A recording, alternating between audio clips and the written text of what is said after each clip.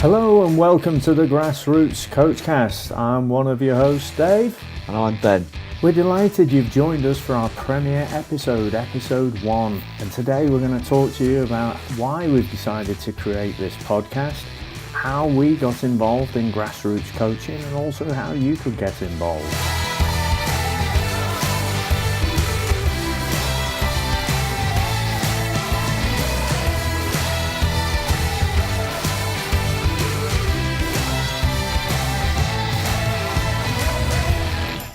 So, Ben, why don't you tell us a little bit about why we've decided to create this podcast?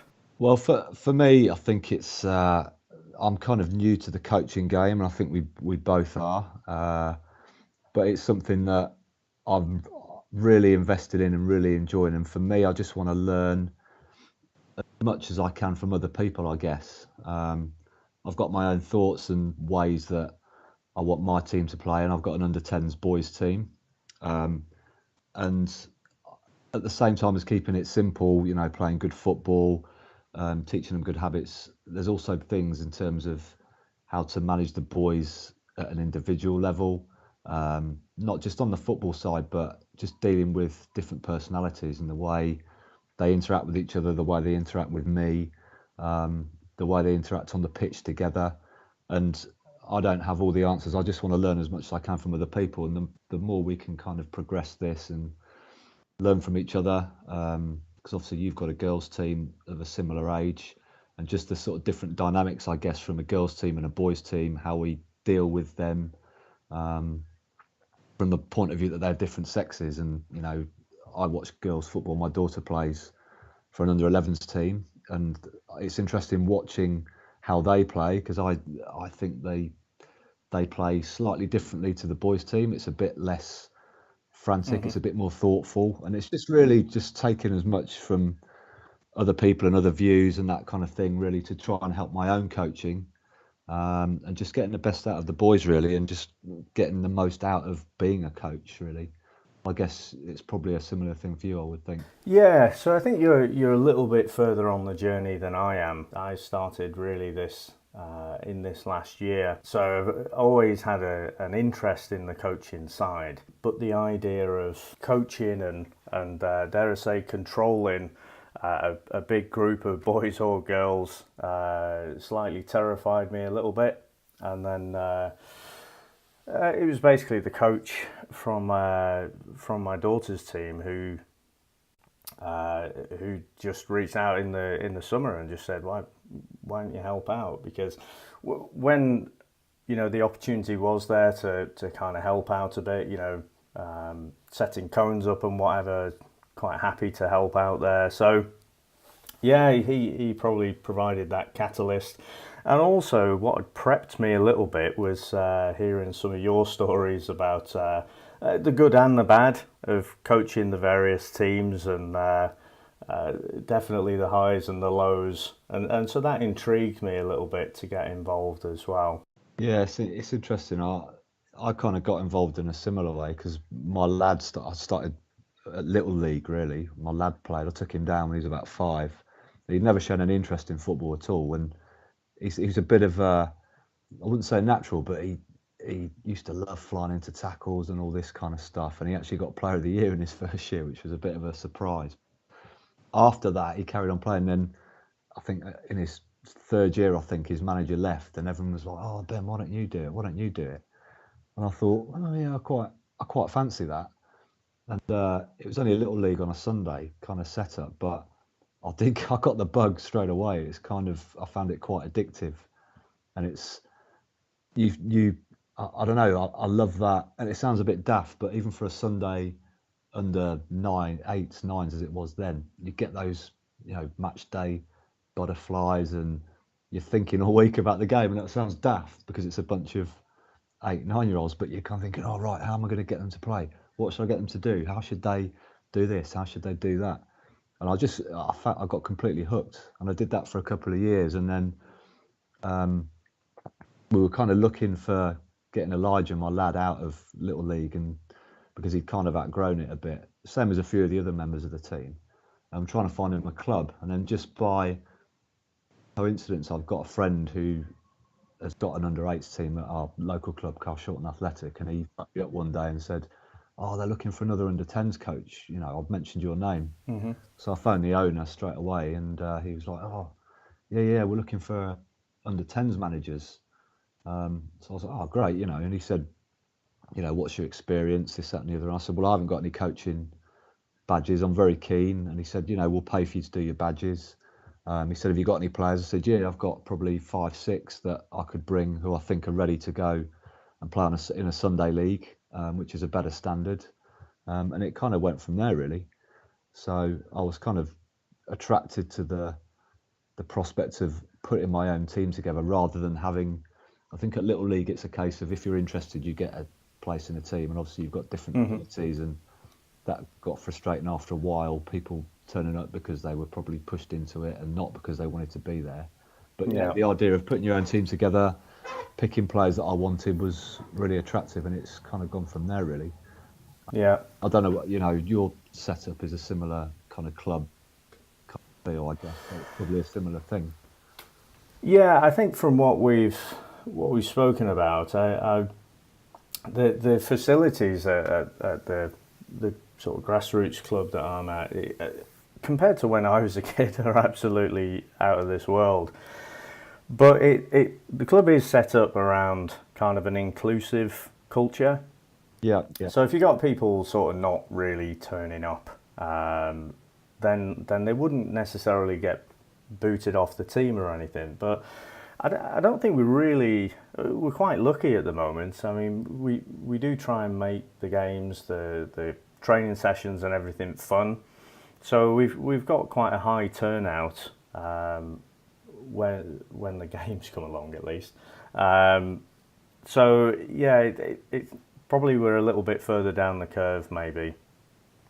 yeah, But I think one of the other things that's intrigued me for years is that during the in the professional games, so you have the huge kind of FIFA tournaments like the World Cup and the European Championships and what have you, and when England invariably crash out either expectedly or unexpectedly, then you listen to the radio and it's always talking about, well, the major problem is the grassroots game. yeah, And so all these highly paid professionals who at that level you're talking about such fine margins as well, but the biggest problem is that at the grassroots level, coaches are just shouting at players, and you got parents on the sidelines shouting at players, and that's why the England team ultimately failed. yeah, So it's always intrigued me how to make that leap in logic, because a lot of those top England players, they're in the academy systems from a very early age anyway. But part of me, that's intrigued me for years, and part of me just wanted to see it more up close and see, well, is it the case? Do you always have parents at the sidelines bellowing abuse out at the players and treating it as if it's a Man United versus Liverpool FA Cup final or something? yeah. So there's that intrigue for me as well to get involved, and I'm glad to say in the league I'm in, it's nothing like that. But it's a World Cup year, so Yeah, so come August, we'll see if we have the same kind of grassroots problems talk on the radio stations again. yeah. I mean, that's an interesting point actually, in terms of and something that we can visit later on. I think in a separate podcast, possibly, but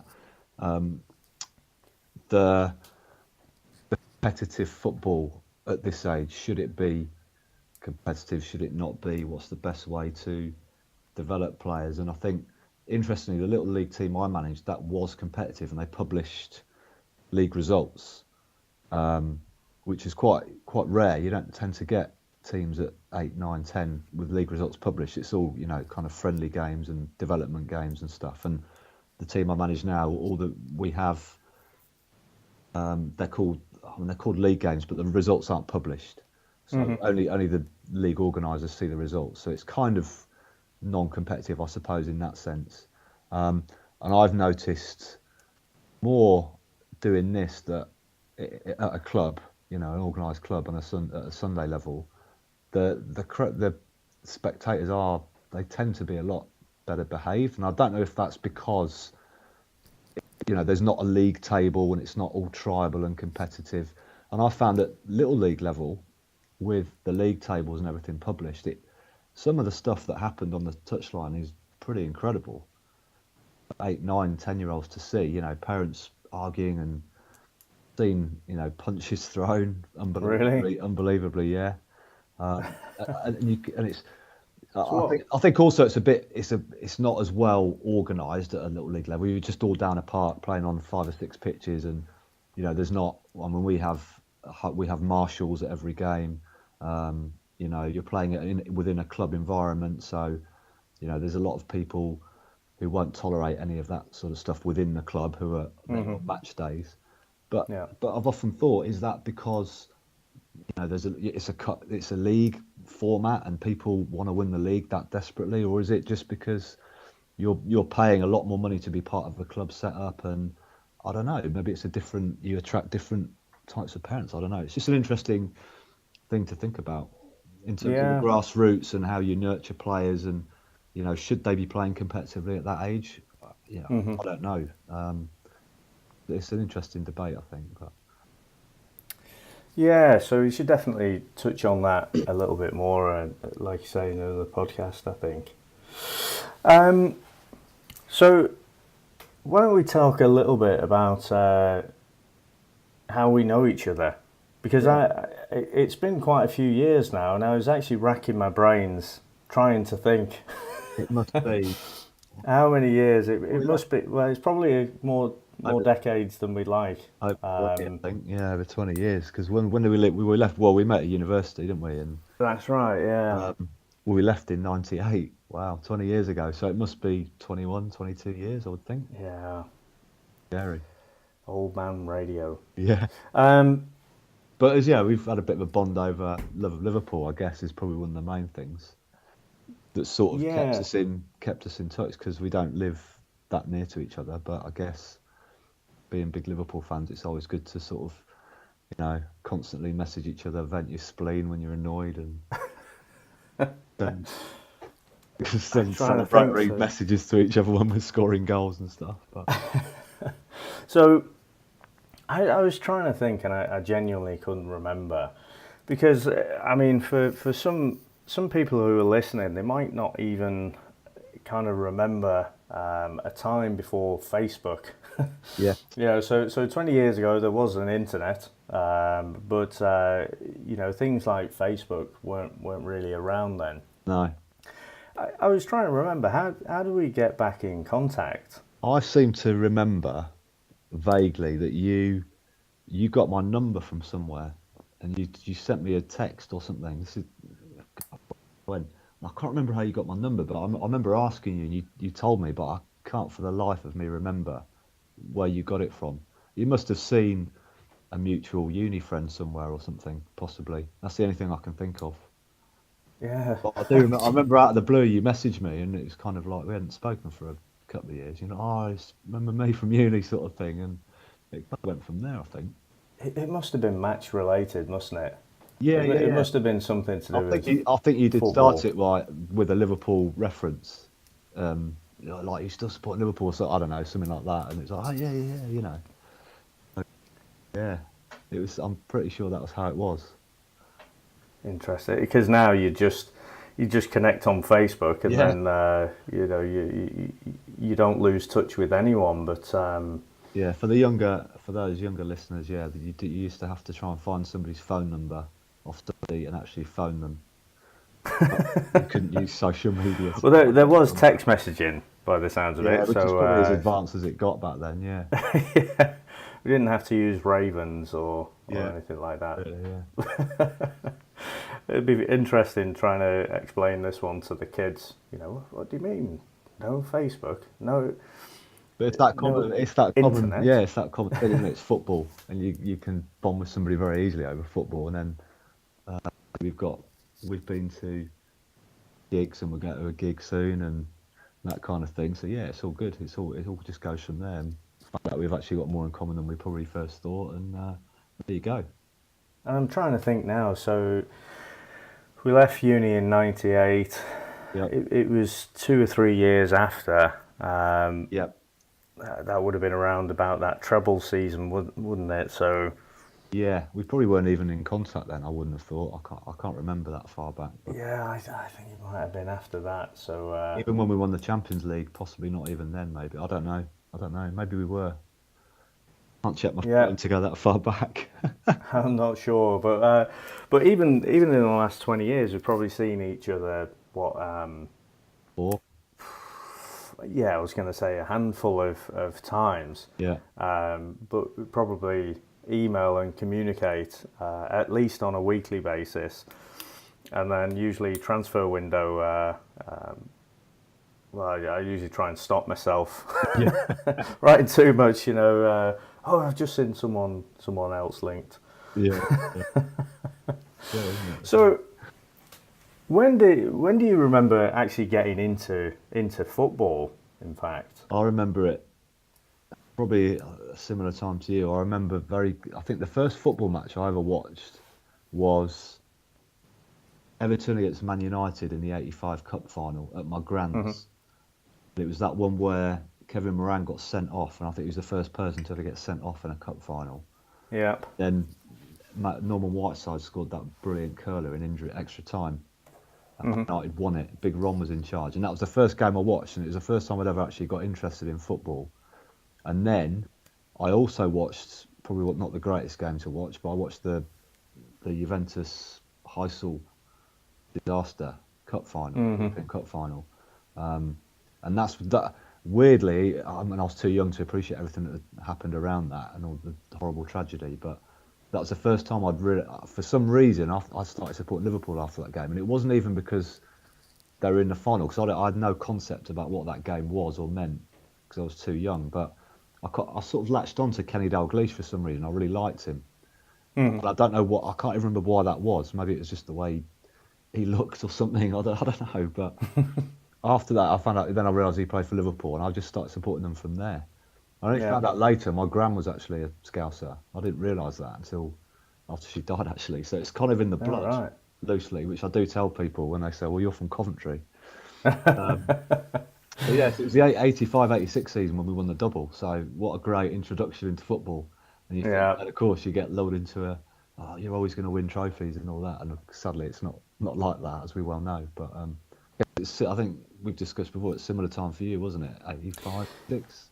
Yeah. So it was a light switch for me because I'd been by default a Liverpool fan my whole life. My family had all supported Liverpool, and I remember playing football a little bit as a kid. I remember having I knew the name, kind of Ian Rush, and I knew he was number 9, so I got my dad to put on my little Hitachi kit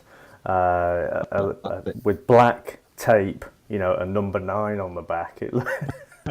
Looking back now, you'd never see kids walking around the street like that, but that's where it was. But I never had a massive interest in it, and then I think I was being minded at my nan's or something, and I just had the free reign of the TV, and the FA Cup final was on, so Liverpool against Everton, and so first half it was 1-0. Lineker scored, and something switched inside me, which I just thought, more than anything in the world right now, I want us to beat Everton. I don't know why. That never changes. No. Well, I think, again, at the time, this is the mid 80s, so, and the particular catchment area that I was in, it was Liverpool, Everton, and we had literally a handful of very, very quiet Man United supporters. It goes to show how times change. Yeah. But, so a lot of your friends and stuff at school were either Liverpool or Everton. And, for whatever reason, I just really wanted to beat them. I had no idea, really. I couldn't look and analyze the game or whatever, but I just knew that in to my core we had to beat them. And so when we scored and the equaliser, and then I think Craig Johnson got the second in the Yeah. and then rushed the third. It was just absolutely brilliant, and I think from that point I became a massive supporter. But then it was probably a few more years before I really got interested in playing the game and watching the game. And again, two distinct times in my life. It wasn't suddenly I loved watching it and playing it. They both happened, a couple of years after. And in terms of watching the game, it was probably more early 90s, which again, considering the period of dominance that had gone on before, it's just about the worst time to become really enthusiastic about Liverpool Football Club. Just as they went on that spiral downwards, and have never quite got back up there. No, absolutely. It's weird, isn't it? It's a similar thing with the coaching the kids. Once you get hooked, you just can't take it, really. It's just Yeah. the way it is. So I think what we'll do is move on to the next section, which is really the theme of this opening episode, which is to talk about how we got involved in grassroots coaching and also how other people could get involved.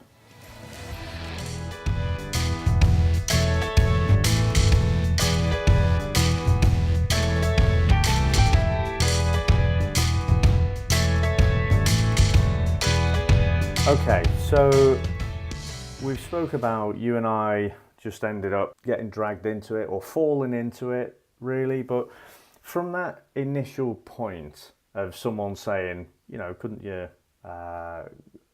help out with coaching or coach this team, what were the next steps for you? Really, for the little league, it was a bit easier because the team was already there, and we've got a couple. You couldn't choose your players in the setup I was involved in. You got given players, which is fine. But then that's obviously where you, like I said before, you get the sort of different abilities, and there's absolutely nothing wrong with kids wanting to come and just have a kick about and fun, because that's what it should be. That's what should happen. But I think you start to see the separation with kids who take it a lot more seriously and have probably got a bit more ability, and they get frustrated. So it's really prompted the desire to move into a club. And then from the club perspective, for me, because I had 5 or 6 players already available that I spoke to and said, look, I'm getting involved with this local club, a new team, do you want to come and play? And luckily the feedback was really positive. And from there it was a case of scouting, keeping my eye out. So you were tapping these young players up? I did actually not tap him up, but we needed a goalkeeper, and I knew of a goalkeeper who we played against in our little league. Quite a good keeper, and I thought, I quite like him. One of the team actually is friends with him, but I thought he was already signed up for little league, so I kind of, out of desperation, I said, would this lad want to do it? And luckily we got positive feedback, and he came down for a trial game. And he really enjoyed it, and he knew a few of the lads already. And so that was lucky, because finding a goalkeeper I found is the hardest thing. Mm-hmm. Yeah, so found the goalkeeper, but then I probably had 3 or 4 spaces to fill. So we had trials at the club. Probably about 50 kids turned up, a mixture of kids already signed and kids who weren't signed. So it was a case of trying to filter out who was actually signed, because I didn't know anybody. And then I asked about a couple of players, and it turned out they were already signed, so that wasn't very successful. But they arranged a trial game for my sort of 6 or 7 that I had ready, and a few trial players who weren't signed. So I had a squad of about 13 for this one game, and we played probably our best under 10 team, and they absolutely hammered us. But it gave me a chance to look at probably 4, 5, 6 players that weren't signed, and almost they're on trial, I guess. And it was a case of me knowing what I needed. I needed a defender, midfielder, striker, for example, and just filtering out from what was there. And luckily there were 2 or 3 that were actually pretty good, that I quite like the look of. So I asked them; they were happy to sign, and I think I had one space left. I needed a defender, and the captain, he was recommended by another under 10s manager. He said, "Look, this lad, he's a good player. He's not been signed up, but I recommend that you, yeah, like what I saw, so sign him up." So really, it's a mixture of had half the team ready and getting the rest from trials or recommendations because there wasn't a lot of time to get the team signed up, and I was relying on other people who were more qualified than me, and I trust their judgment. And luckily, they came up trumps and steering me in the right direction, which was great. And we'll be starting trials again probably March, April time, so quite early. I think a lot of teams in our area do put trials on very early, so I'll be looking for, again, we're going up to 9-a-side next year, so it's a case of probably 3 or 4 more players, which is a nice position to be in because assuming my whole team want to come up, which I think most of them do, it's just trying to get those 2 or 3 extra real quality players that will make a difference. So I don't know how many. I mean, what's the sort of? I guess the girls' game's different, and my daughter's been to a few trials, and you get a good number now. I think it's really popular. I think the England women's teams help with that. But I don't know if you've got a waiting list or if you just got a core small squad that you kind of have because they're all interested, or have you got a bigger pool of players? How does it work from your side?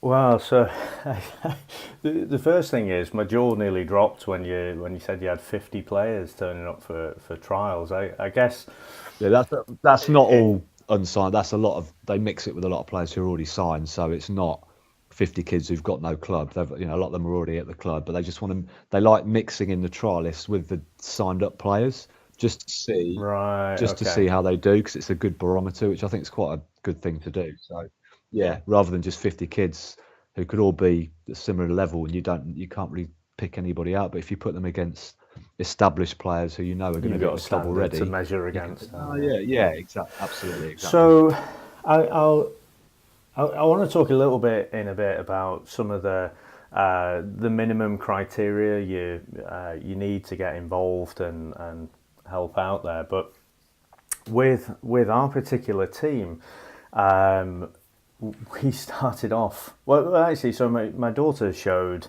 an interest in playing football. So I started looking around at local sides, and it just so happened that I don't think it was exactly at the right time, but it was within like a couple of months. There was a chap who was just looking to start up. So there's already an established club in the village where I am, but they had no girls team. Yeah, And this chap, the coach, he wanted to he coached his daughter, but his daughter was all grown up, and he had got the bug for it and wanted to start a brand new team. yeah, And so he'd kind of come into our club and proposed that they start up a team, and then started sending out social media adverts and stuff, just people who want to get involved. But for the first few months, I remember there was literally 3 girls, and so they'd turn up, and so week in week out, he'd come down and he'd coach the girls and work with them just on the very basics, so controlling the ball, running with the ball, and just basic technique. And he ended up he pulled a bit of a masterstroke. So he brought down one of the players from the Watford ladies side to the local school, and who also had a cute little pug apparently. And then always at the help. next training session, there was literally like nearly 20 girls there. Right. All just had I think it's not just suddenly they became interested in football. It's probably one of those things where, again, it's an educational thing for parents. They probably don't even think there's a local girls' side out there. And so anyway, I mean, that number's whittled down. I think from that same group, we have a squad of around 12, 13 at the moment. I mean, it's 12 12-a-side. It's not rugby. It's 7-a-side at the under-10s level. And so we have a squad of about 12, and we rotate throughout the games. But that core of girls, they turn up week in, week out, and like you say, it's not a case of picking the best players from trials. This is the group of players you've got to work with. Now, work with them, coach them. And what I would say to anybody who does want to get involved, I think a lot of people I get the impression that a lot of people aren't willing to. That's probably not the right way of putting it, but some people don't want to give it their time because lives are busy and everything else to be a manager. And I think more often than not, if you express an interest, and I'd actually discussed it with another club when I was trying to find my daughter a team, and they actually said, "Are you interested in coaching?" And I did initially explore getting involved with that particular club, maybe with a girls' team actually as well. Mm-hmm. And it didn't come to anything in the end because she didn't go to that club. But clubs are always on the lookout for people who want to give it their time and be a manager and coach. And I've had quite a bit of positive feedback when I've discussed it with a couple of different clubs and this, that, and the other. So I think there's always vacancies and always possibilities for new teams at clubs. I think from what I've seen, and a lot of the teams we play against in our Surrey Youth League have got 3, 4, 5 teams at different levels because obviously there's a wide pool of talent and there's a wide pool of people who want to get involved. So I think there's always a possibility. So it's always worth contacting your local club or your little league if you want to start that way. And there's always the opportunity to get involved, I would say. So it's definitely worth pursuing if it does interest you. Just ask the question because I think more often than not you'll get a positive response, and you can go as far as you want to go with it. You can do your badges, not do your badges, just do it at a little league level. But yeah, there's definitely possibilities. So yeah, and I think one of the things that surprised me a little bit. So from that initial, okay, I'll help out, and honestly, I was quite happy just putting the cones out, just helping put the nets up and wheel the goals out and what have you. But before you can actually get involved, you have to go through a couple of mandatory courses, don't you? Yeah. You go through the safeguarding for kids and the emergency first aid. And I think one of the things I should point out, so we're obviously talking about the English FA system. Yeah. I think one of the interesting things would be at some point in the future to look outside that as well and see, I know in the US they seem to have a very healthy coaching system there, and it'd be interesting in a few years if that bears fruit because they seem to be doing all the right things. But maybe if we could get someone on to talk to us a bit about what the qualifications are and minimum criteria to get involved in there are. Absolutely. You're right. So you're right. I think you have got to be qualified to do it. We can discuss it in future episodes, but we're both signed up. We're about to start our level 1 FA courses in a few weeks, which will be really enlightening and really interesting. But you have to have all your checks done, all that kind of thing. So it's quite a serious thing. It's only when you start having to do all those things you think, oh, it is quite a big deal. And that's where the responsibility of you trying to nurture these kids and having that, I don't know, the pressure of parents watching training sessions and games, and you're thinking, wow, this is quite a big deal. I've got to try and do this right, which is, again, what hopefully this podcast will bring in the future. Sharing of ideas and different things we can try, different ways of doing things. So yeah. And I don't know about you, but I think where things started to get quite real was doing that emergency first aid course. Yeah. Because again, as the name suggests, so you go there, you go to an official FA centre or whatever, and it's good because you get to mix with some of the other coaches as well. There's some people who've been doing it for years, some people who are starting out as well. But this is not around sprained ankles or pulled muscles or what have you. This is life-threatening injuries. So talking a lot about cardiac arrest and how to perform CPR Yeah. and stuff like that, and I suddenly thinking, crikey, dealing with under 10s, and then that fear a little bit sort of hits you that well, what if that does happen? Yeah. The pressure's going to be on you to pull through, to remember all your training and Yeah.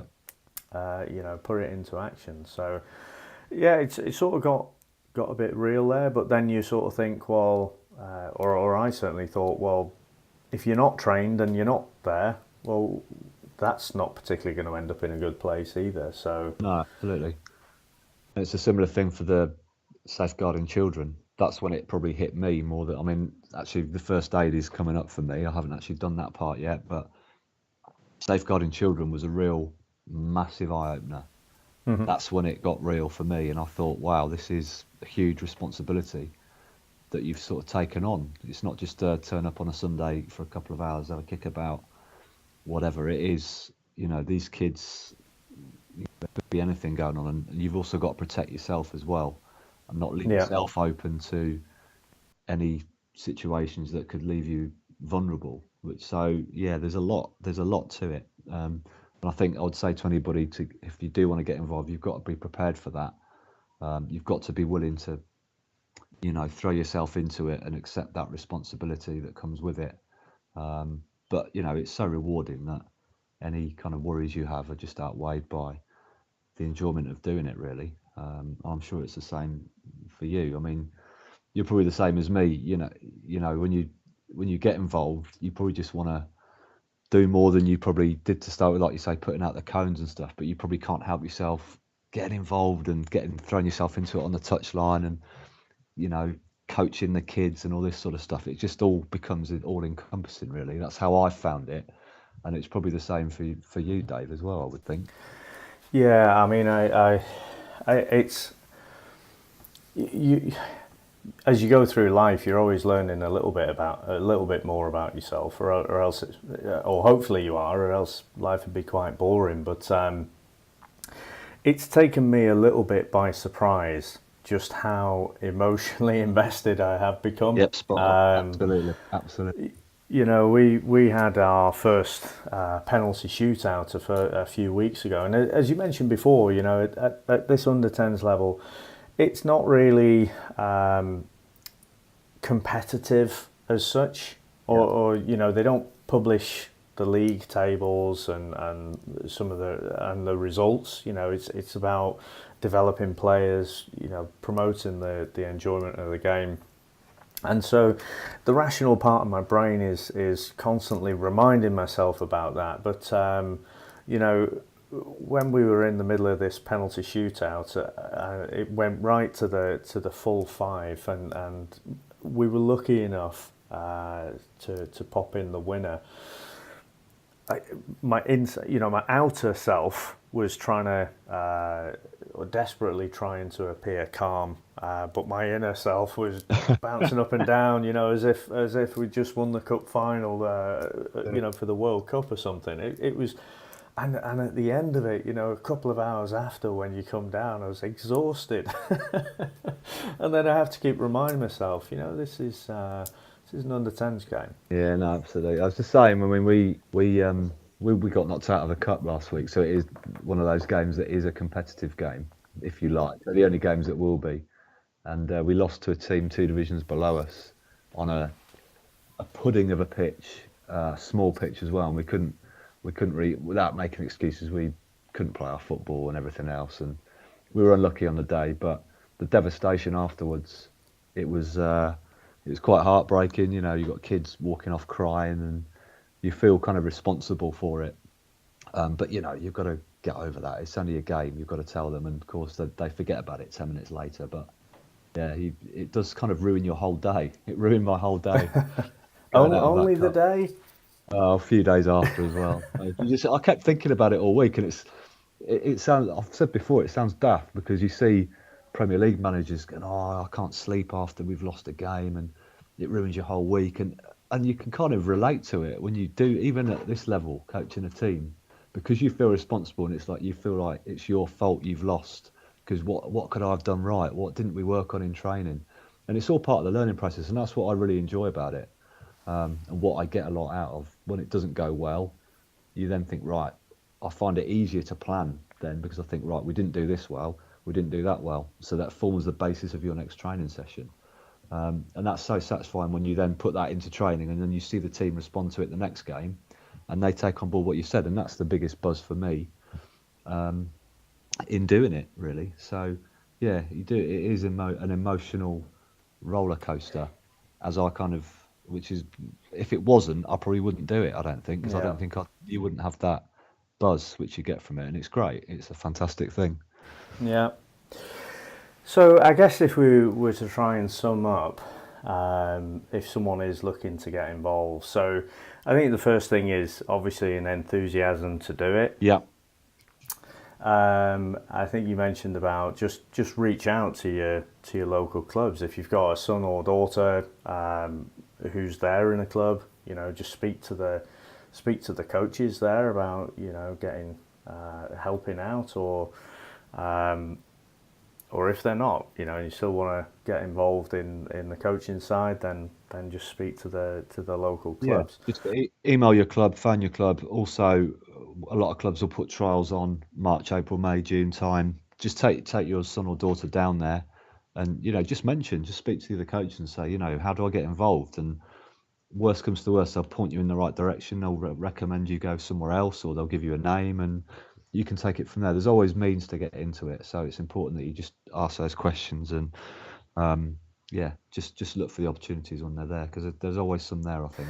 And I guess different clubs. I hadn't realised until you'd mentioned before about the first aid, because different clubs might have different entry criteria as well. Yeah, So absolutely, we absolutely. mentioned about the safeguarding. I imagine pretty much any club would have the safeguarding as a minimum. But I think to coach the team on my own, I had to do the emergency first aid as well. Yeah, So before I'd done those two, I couldn't really get involved. And beyond that, we mentioned about the level one coaching badges as well. So yeah, again, for some clubs, they may have that as a minimum, and maybe we'll talk a bit more about the various coaching badges yeah. in later podcasts. Yeah, absolutely, and I forgot to mention that before. Yeah, some clubs will. The club I'm at, you have to have a level one, which is why I'm doing it. Other clubs you may not have to. It depends on the size of the club really and what your setup's like. So yeah, everywhere's different, but yeah, something to be aware of. You may have to do your level one, but it's something to kind of embrace and enjoy, and it'll help develop you as a coach. So yeah, good. Good stuff. Anything else before we move on to our next section? I think that's all right for now. I think. Yep. Okay, so let's move on to the next section, which is our retro review.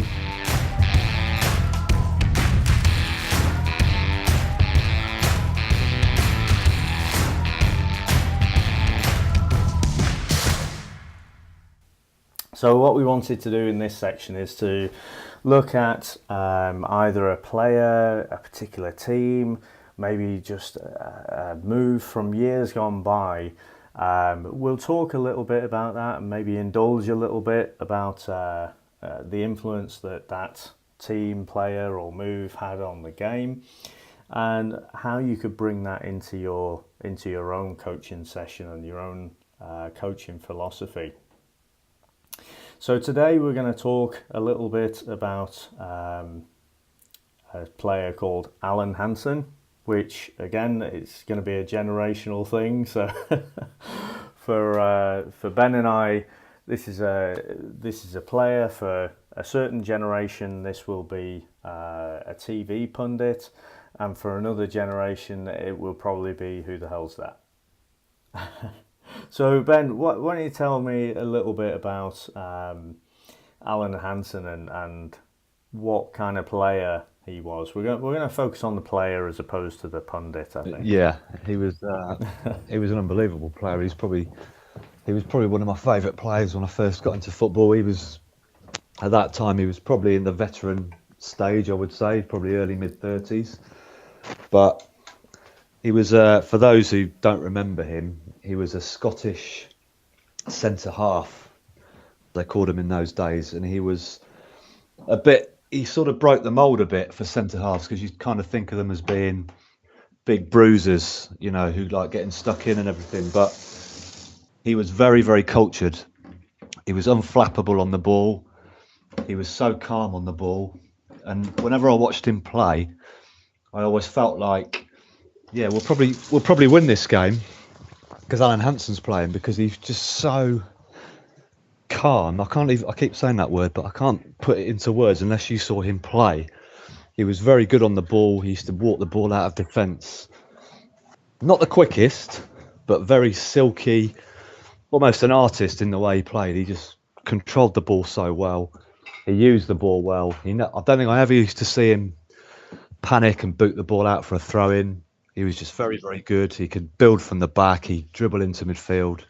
Just an all round brilliant defender. And the weird thing about him for me was I can't remember how many caps he got for Scotland, but it was hardly any compared to the ability he had. It was criminal how few caps he got. But So I can tell you just because I looked at it like 5 minutes before we started recording. 30, 40? It wasn't a lot. 26. Oh, According to that rock solid concrete source of information, Wikipedia. So yeah, it could be wrong. must be true. But yeah, that's astonishing that he got that many caps. It really is. Yeah, it's crazy, isn't it? Although, at the time, Scotland had a huge pool of really talented players. But even then, it does seem a bit of an anomaly that he didn't get more caps. Although we'll get back onto talking about some of the great attributes he had as a player. But one of the things I know he's received a fair bit of ribbing about was a particular game, Scotland against Russia, where a fairly simple ball gets floated up and the two defenders basically clatter into each other, and the Russian striker ends up, he couldn't believe his luck, and he ends up with a free run on goal and sure enough pops it away. I think it was on Match of the Day where they ended up replaying it a few times to really twist the knife, and I'm sure that one-off mistake didn't have too much of an influence on how many caps he got, but more to do with that pool of Scottish players they had at the time. Yeah, that's worth pointing out actually, because to the younger generation who probably have never seen Scotland do anything of note, they did used to be a very good side. And that's probably why they did have some good centre halves, to be fair. So he probably found it a bit harder than he would now to get into the team. But yeah, a real. If you can YouTube him or Google him or watch any clips, it's worth doing, especially if you're a budding centre half who wants to know how to use the ball. He was so good at that. So yeah, he's a quality player, and that kind of that calmness, that quality on the ball is something that I try and instill in my team, especially the defenders. Don't panic, head up, look for a pass, keep it simple. Don't just boot unless you have to. Don't boot the ball out because it's such an important, especially playing 7-a-side. You kind of need everybody to chip in and build attacks and be good on the ball and keep the ball. So yeah, it's he's a good role model for that. And you probably feel the same way watching, trying to get the girls play, keeping the ball, controlling it, passing it. He was just so good at that. Absolutely. In the modern game, I think who would you liken Hansen's style to? Someone like John Stones, maybe. Yeah, yeah, good example, perfect example. John Stones, good on the ball, probably. Yeah, maybe the more physical. I mean, Alan Hansen. It's interesting because Alan Hansen, when I watched him, was in probably some of the best Liverpool teams that there ever were. So in terms of it's a bit like watching Manchester City now. Probably didn't get as put under much pressure as he would if he played for a mid-table team. So it's probably harder for me to gauge as a actual defender how good he was. But as an all-round player, he was fantastic. But yeah, it's an interesting thing to think about. But yeah, I would say John Stones, maybe Rio Ferdinand, that kind. But Ferdinand was probably a bit quicker and. But yeah, John Stones is a good one, because John Stones is very, very good on the ball. Maybe sometimes you wonder if he's the same in terms of his actual defending, but he probably doesn't have a lot to do in most games, so it's harder to say. But yeah, that's a good analogy. Yeah, I'm sure that Stones earns quite a bit more than Hansen did back in the day, though. Yeah, I'm not sure it's a completely fair comparison, is it? Because no, it's not. It's John not at all. Stones is still quite young, Yeah, whereas when we're looking back, we've got the benefit of Hansen's whole career.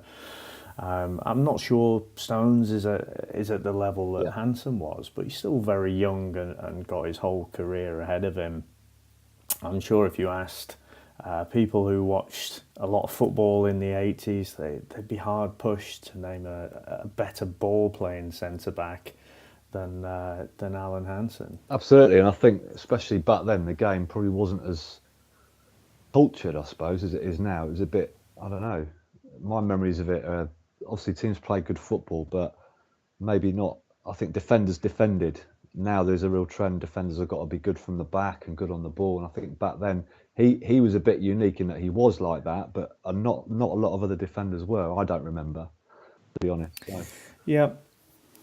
So I think I mentioned earlier that I didn't get as interested in watching the game until later in the 90s, and he wasn't playing too much by then and had a few injuries which limited his game time really. So I think I was more familiar with the kind of legend and aura around him than actually seeing him in play in real time. yeah, But what I do remember is a few years back after he retired is reading his book.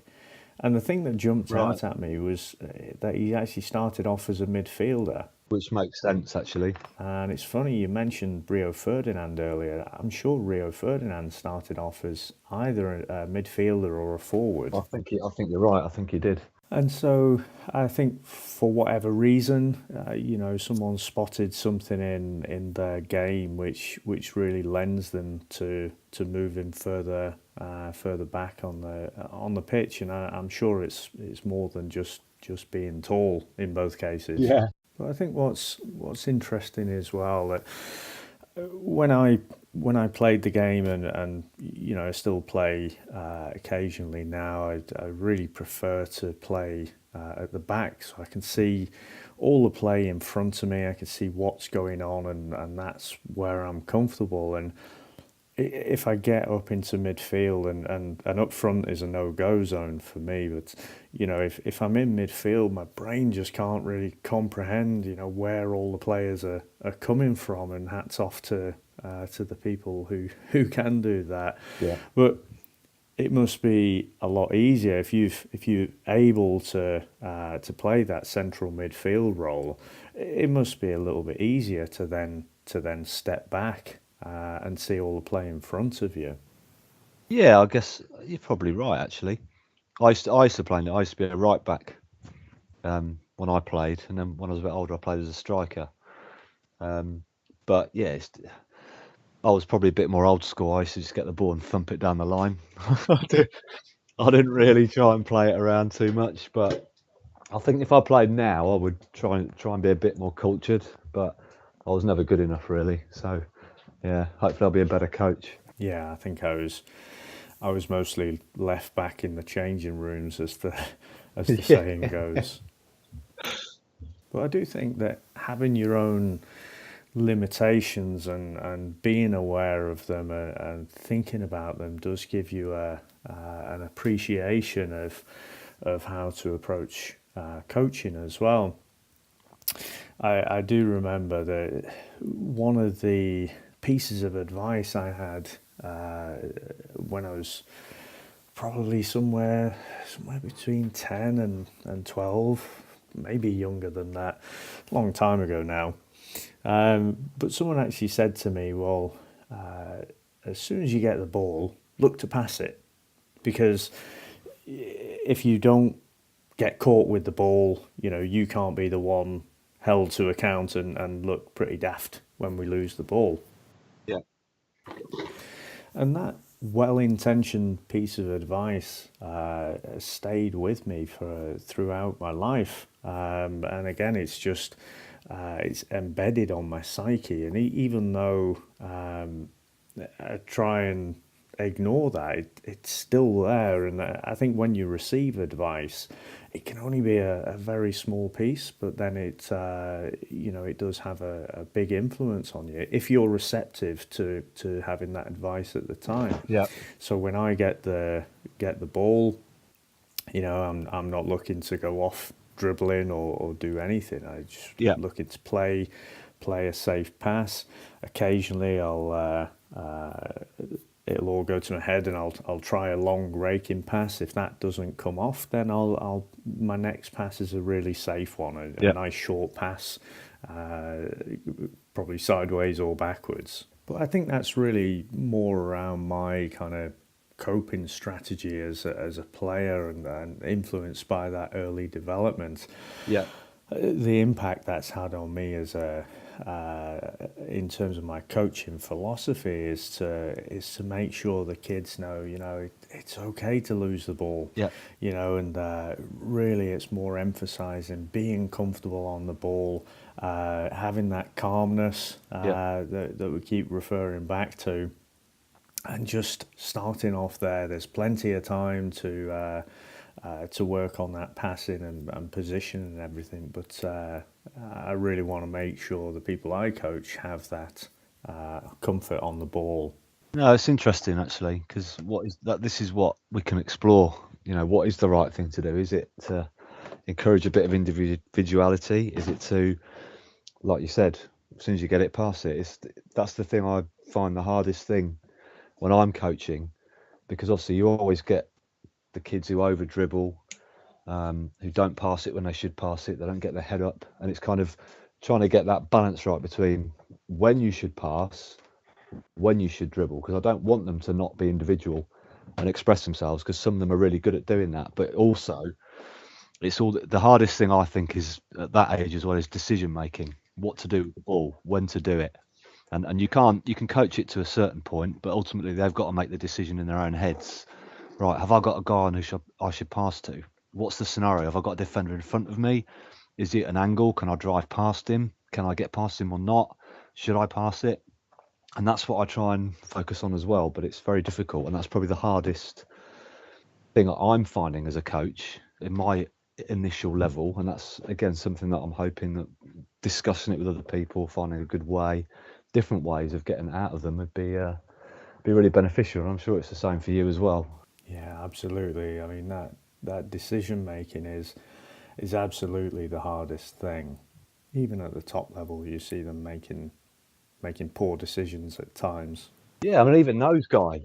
Yeah, even those guys, you're screaming at the telly because they get it wrong. And it's kind of, well, if they can't get it right, there's hope for everybody, because, these are the professionals, and you scream at the telly because somebody's not passed and he's had a shot, or vice versa. It's kind of, yeah, it's interesting. Yeah, absolutely. And one of the things I'd really like to explore in the future podcasts is really how we coach better decision making, particularly under pressure.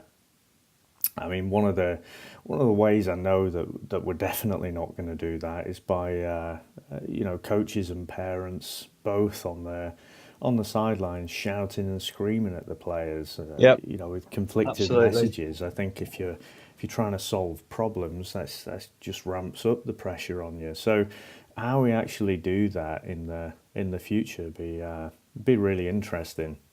Yeah, and you don't get that. You don't have that pressure in a training session. Whereas it's a game, and you throw in the parents shouting, and I try and ask my parents not to coach, but of course some of them can't help themselves, and I was the same. I used to find it difficult to not coach my lad when he was playing, and I'm not the manager, but it's kind of, yeah, it's hard, but ultimately it just confuses them because they hear somebody shout at them to do one thing, and I might not have asked them to do that. And it's kind of, you've almost got to tell them to back off, let them make mistakes, let them learn, and that's all part of the learning process. Yeah. So just bringing it back around again to Alan Hansen, and what is it that you actually do to instill that philosophy into your teams? I would say probably the biggest thing that I try and to be fair, the kids are starting to get pretty good at it, is go back. You don't always have to pass forward. You can go backwards. It's almost a taboo thing going backwards. Oh, we've always got to go forward and attack. But our boys are getting really good at holding on to it, having a look up. Right, I haven't got a pass on. Is the goalkeeper free? Is there anybody near the goalkeeper? No, go back. And we did it a lot in our last game, and I was really pleased with them. And I made a point in training on Thursday to say I was really impressed with how often we went back to the goalkeeper. Even if we've gone back to the goalkeeper and he's booted it out for a throw, the point is we had the wherewithal to look behind and see we had a spare man. So rather than just booting the ball long and losing it, let's go back and keep it. Then we pull apart, the two defenders will split, and they want the ball back. And it's kind of, that's starting to work really well. So that's quite a big thing for me, because it's only a little thing, but it's important to keep the ball and not lose the ball and give it away cheaply. And I think if you can just get them to do that, look up, don't see a pass on, well, let's go back. And I think it works. It just enables you to keep the ball better. And I don't know if you do that with the girls. I mean, my daughter's girls team are good at that as well. Their coach encourages them to go back a lot, and I think it's just a simple way of keeping the ball. Have you got anything that you do with that, or? Yeah, I don't think we're quite at that level yet. Yeah, yeah. I mean, you've got to be comfortable on the ball. I mean, if you've got kids who aren't, then you can't. Obviously, it's difficult to do. But Yeah, I think that's something that's an aspiration, somewhere I want to get to, but we're a little bit off there just yet. With that said, I mean one of the things that was really pleasing just from this week gone by, but currently with our team, where there is that tendency just to not be tremendously calm at the back, yeah, and if the ball comes through, if it gets through to the back line, um, you know, try and put your laces through it, and we're trying to coach that out of the yeah, yeah. kids. Well, And that's the easy thing to do, and isn't it? just Yeah, this weekend, there was a situation where it came through, and we were really up against a very good team who'd comprehensively beaten us earlier in the year, and we had a very tough first half, and there was something that just switched in the second half, and the ball came through to one of the back players, and we were 2-0 down after about 5 minutes. But during this period in the second half, the period came through to our kind of left centre back, and she's very good on the ball, but in a match situation, really wants to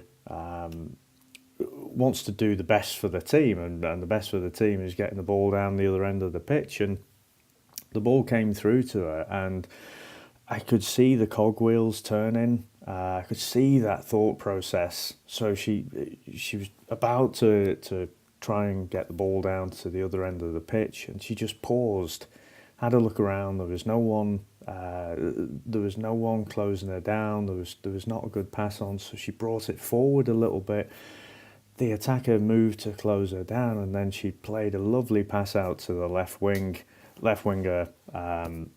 Gets down the pitch, crosses it in, and then it was a nice poacher's goal at the far post there. So that was absolutely, fantastic for me, just to see that, and just see those good habits start to come in, because it is a long process, and it's the same for the kids as it is for us. It's an easy game to play, it's a difficult game to master.